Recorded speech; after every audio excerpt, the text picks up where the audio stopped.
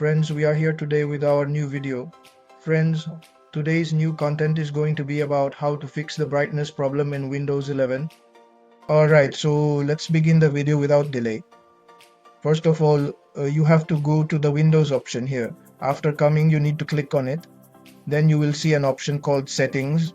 You have to click on the Settings option. After doing that, under Home, you will see an option called System. You need to click on the System option. After scrolling a bit more, you will see an option called Power and Battery. You need to click on it.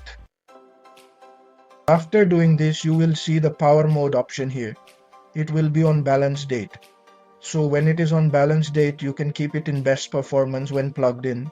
And on battery, you can set it to best performance as well.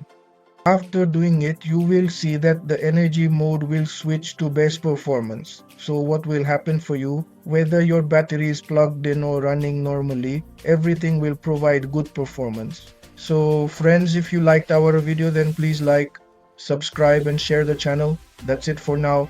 We will see you in the next video.